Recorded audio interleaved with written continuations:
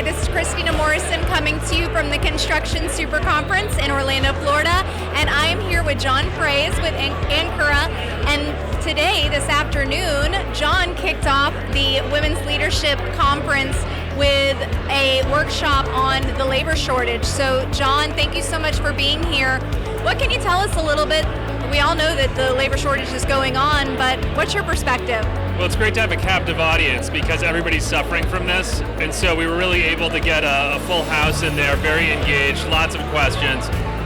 The labor shortage isn't going away. It's not about COVID. So when COVID's done, if it's ever done, we're still going to have this problem. The foundational issues are going to be there for a long time coming. So people need to prepare. They've got to have a plan. And it's not about one simple thing. There's 100 or 200 different things impacting people's willingness to come back to work. You talked a lot about it. You talked about the threats to American business being the pandemic, but you had some opinions that wasn't it. What was that? I think the pandemic's a really good crutch for people to say this is the problem, it's all about COVID. But before the pandemic, we had the same problems. So labor participation's been going down for about 20 years now at a rate of about 4% total. The challenge is that during COVID, we lost 2 of those 4% of participation. So half of that drop happened in a very short period of time. It's concerning. But yeah, it's not about a pandemic, it's about a sandsdemic. And sandsdemic really means without people. People are not participating, and they don't have to. I shared some statistics today. 52% of 18 to 29-year-olds are living at home with at least one parent. And those parents are the wealthiest generation we've ever had. In the next, I know this is a lot of information, but in the next 10 years, we're looking at a wealth transfer of $68 trillion.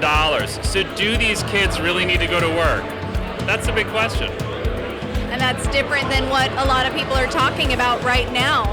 So obviously, for those that were not in your workshop today, what would you say kind of in a nutshell are some ways that we can solve this problem? There's some very simple things we can do, and people don't understand this. They spend so much time complaining about the levers we can't pull, the things we cannot change. They need to think about some simple things around culture. Number one is being inclusive of a wide range of the population. And I'm not the kinder and gentler guy in a lot of business things. I deal with restructuring and very tough business issues. But diversity, equity, inclusion, and belonging, those are actually business strategies. Yes, they're good for the culture and they're good for your group, but those are business strategies to drive performance and to get more employees and to get the right talent.